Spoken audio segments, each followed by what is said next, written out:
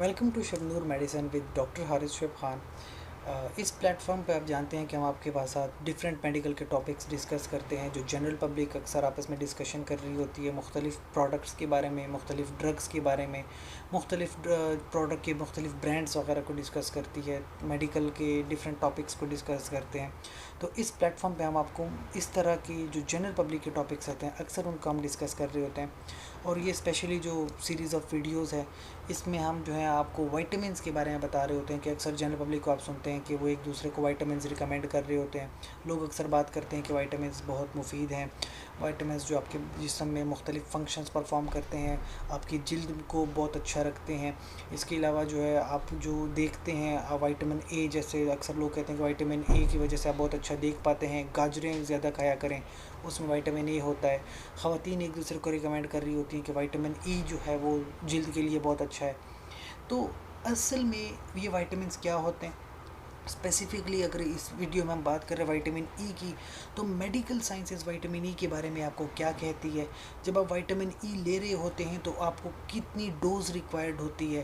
तो ये जो इस चैनल पे या इस वीडियो में जो आज हम बात करेंगे वो स्पेसिफिकली हम ये बात कर रहे हैं कि आपकी जिस्म की क्या रिक्वायरमेंट है विटामिन्स की, मार्केट में कौन कौन से ब्रांड्स विटामिन के अवेलेबल होते हैं और एग्जैक्टली मेडिकल साइंसेस क्या कहती है विटामिन्स के बारे में, इन सब चीज़ों की बात करते हैं।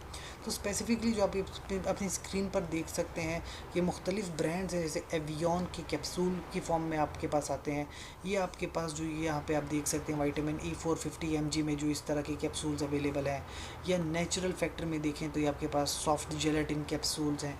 इसके अलावा जो आपके पास हैं ई सेल के नाम से प्रोडक्ट अवेलेबल है, या ये आपके पास विटामिन ई जो जीएनसी की प्रोडक्ट है, ऐसी प्रोडक्ट अवेलेबल है। तो आप यहाँ से देख सकते हैं कि मार्केट में विटामिन ई मुख्तलिफ़ प्रोडक्ट्स में, मुख्तलिफ़ ब्रांड्स में जनरल पब्लिक के लिए अवेलेबल होती है। और इसकी क्या डोजेज फॉर्म है, तो डोजेज फॉर्म की मैं बात करूं तो अक्सर लोग कैप्सूल की फॉर्म में विटामिन ई को इस्तेमाल करते हैं, कुछ लोग टैबलेट की फॉर्म में ले रहे होते हैं। इसके अलावा लिक्विड्स भी इसके अवेलेबल है, सोल्यूशन की फॉर्म में भी ये पब्लिक के लिए अवेलेबल होता है। तो कैप्सूल देखे जाएँ तो एक तो 200 यूनिट्स, 400 यूनिट, 600 और इवन 1000 यूनिट्स के कैप्सूल अवेलेबल हैं। टैबलेट्स की बात करें तो 100, 200, 400 यूनिट्स। लिक्विड देखें तो 400 यूनिट्स पर 15 ml, सोल्यूशन देखें तो 15 यूनिट्स पर 0.3 ml। यानी मुख्तलिफ़ डोज में पब्लिक के लिए अवेलेबल है और मुख्तलिफ़ यूनिट्स में मुख्तलिफ़ डोजेज फॉर्म, आप चाहें कैप्सूल लेना चाहें, चाहे टैबलेट लेना चाहें या शरबत इसका पीना चाहें, आपके लिए अवेलेबल है। तो ये प्रोडक्ट्स आप देख लें, एवियन का तो बहुत ही फेमस ब्रांड है विटामिन ई का। इसके अलावा और बहुत सारे ब्रांड्स इसके मार्केट में अवेलेबल होते हैं। अच्छा, आरडीए क्या है? आरडीए यानी कि रिकमेंडेड डेली अलाउंस, कि आपके लिए, आपके जिस्म के लिए विटामिन ई डेली बेसिस पर कितने यूनिट अलाउड है। तो आप देखें, नॉर्मल एक वैल्यू है 15 mg पर ओरल पर डे। एक दिन में 15 mg आपके लिए काफ़ी है। लेकिन अब अगर बहुत ज़्यादा भी इस्तेमाल करते हैं तो याद रखिए 1000 mg से इंक्रीज़ नहीं करना होता, चाहे मर्द हो चाहे औरत हो। अच्छा, जो ख़वातीन प्रेग्नेंट हैं, प्रेगनेंसी में भी आपको, चाहे आप 18 साल से कम हैं या ज़्यादा हैं, 15 mg पर डे ही आपकी रिक्वायरमेंट होती है प्रेगनेंसी में भी। लेकिन अगर आप एक लैक्टेटिंग वुमेन हैं, यानी आप अपने बच्चों को दूध पिला रही हैं, तो जाहिर सी बात है कि आपके थ्रू ही आपके बच्चों को ग़िज़ा मिल रही है, तो फिर आपकी जो विटामिन ई है उसकी रिक्वायरमेंट थोड़ी इंक्रीज़ हो जाती है। यानी फिर आपकी 19 mg पर ओरल पर डे जो है रिक्वायरमेंट है। चाहे फिर आप 18 साल से कम हैं या ज़्यादा हैं, तो आप थोड़ी सी आपकी विटामिन ई की रिक्वायरमेंट ज़्यादा है, यानी 15 से ज़्यादा है, यानी 19 है। अच्छा, कुछ ऐसी मेडिकल कंडीशंस भी हैं जहाँ पे आपको विटामिन ई की ज़रूरत होती है। सबसे पहले तो जिन लोगों में विटामिन ई की डेफिशिएंसी हो जाती है, यानी विटामिन ई डेफिशिएंसी हो गई है, तो आप पर ओरल जो है 60 to 75 यूनिट्स आप ले रहे होते हैं पर ओरल पर डे, अगर आप में विटामिन ई की कमी है। इसके अलावा एक बीमारी होती है जिसको हम कहते हैं पोस्ट हर्पेटिक न्यूरालजिया। ये दरअसल क्या होता है कि आपके पास एक वायरस है, हर्पीज़ सिम्प्लेक्स, ठीक है, ये वायरस होता है। तो कुछ लोगों को वायरल इन्फेक्शन हो जाता है क्योंकि ये हर्पीज़ सिम्प्लेक्स जो है आपके पास न्यूरॉन्स में चला जाता है और फिर आपके न्यूरॉन्स वगैरह को डैमेज कर रहा होता है। तो जिन लोगों को इस तरह की बीमारी हो जाती है और बाद में वो बीमारी से ट्रीट भी हो जाते हैं, तो बाद में अक्सर उनके न्यूरॉन्स में जो है न्यूरालजिया होता है, यानी न्यूरॉन्स उनके सही से हेल्दी नहीं हो पाते, न्यूरॉन में थोड़े बहुत डैमेज आ जाता है। इस तरह की कंडीशन में फिर विटामिन ई जो है वो 400 यूनिट्स पर ओरल ट्वाइस और 4 टाइम्स डेली, यानी एक दिन में 2 से 4 बार 400 यूनिट विटामिन ई का इस्तेमाल किया जाता है, ताकि फिर उनकी जो कंडीशन है उसको बेहतर बनाया जा सके। मैकेनिज़्म क्या है, यानी कि ये दरअसल आपकी बॉडी में करता क्या है। तो मैकेनिज़्म क्या है कि जब आप विटामिन ई लेते हैं तो आपके जो सबसे पहले रेड ब्लड सेल्स हैं उनको बचाता है कि वो टूट ना जाए, यानी आपके जिस्म में खून को इंक्रीज़ करता है, जो रेड ब्लड सेल्स हैं उसको टूटने से बचाता है। इसके अलावा जो आपके पास सेल्स होते हैं, सेल की जो आउटर मेम्ब्रेन होती है, आउटर मेम्ब्रेन जो है ना, सेल मेम्ब्रेन कहते हैं उसको, उसके अंदर फैटी एसिड्स होते हैं, तो उन फैटी एसिड्स को भी प्रोटेक्ट करता है।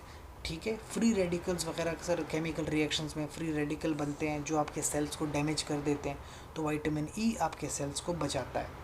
इसके अलावा जब विटामिन ए और विटामिन सी है उनकी जो ऑक्सीडेशन होती है उससे भी आपको बचाते, यानी उनकी ऑक्सीडेशन को नहीं होने देता, ताकि विटामिन ए और विटामिन सी अपना फंक्शन परफॉर्म कर सकें। इसके अलावा लिपिड के लिए एंटीऑक्सीडेंट है, यानी लिपिड्स को भी ऑक्सीडेशन से बचाता है। फिर जो आपके पास ये मेम्ब्रेन है, सेल की मेम्ब्रेन, उसके अंदर फॉस्फोलिपिड होते हैं, उनको प्रोटेक्ट करता है।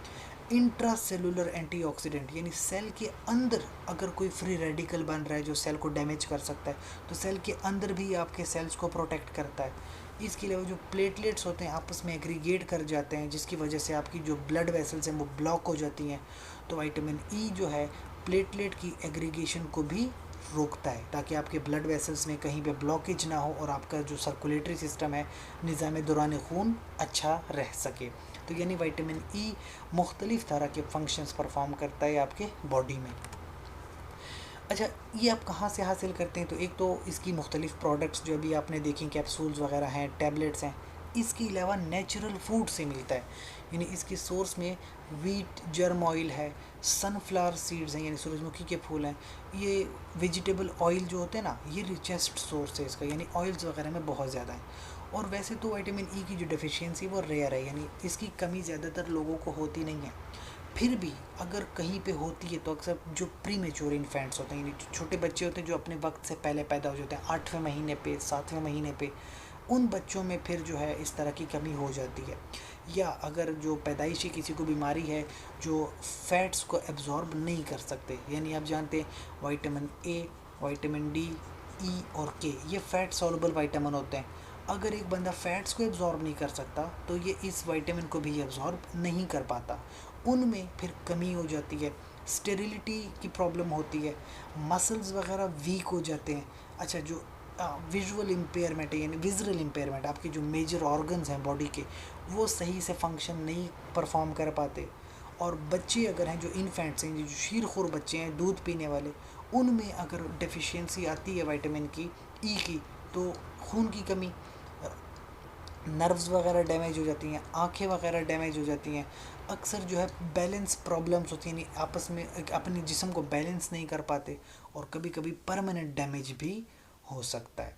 तो ये जो आपके पास है मुख्तलिफ, हमने बात की मुख्तलिफ वाइटामिन्स की, तो हमारे पास यूट्यूब चैनल है डॉक्टर हारिस शुएब खान, उस पर हम आपको डिफरेंट मेडिकल सब्जेक्ट्स जो हैं, डिफरेंट मेडिकल टॉपिक्स की बात करते हैं। यहाँ पे जो आज हमने बात की है वो विटामिन ई की बात की है। इससे पहले हम विटामिन ए को, विटामिन बी, विटामिन सी और विटामिन डी को डिस्कस कर चुके हैं। इसके साथ साथ हमारे चैनल पर विटामिन के लेक्चर्स अवेलेबल हैं। और जो मेडिकल नॉलेज है अबाउट वाइटामिन्स वो दरअसल हम आप तक पहुंचाते हैं। जो जनरल पब्लिक बात करती है तो असल में मेडिकल नॉलेज क्या है अबाउट वाइटामिन्स या अबाउट डिफरेंट अदर टॉपिक्स, वो हम आप तक पहुंचाते हैं।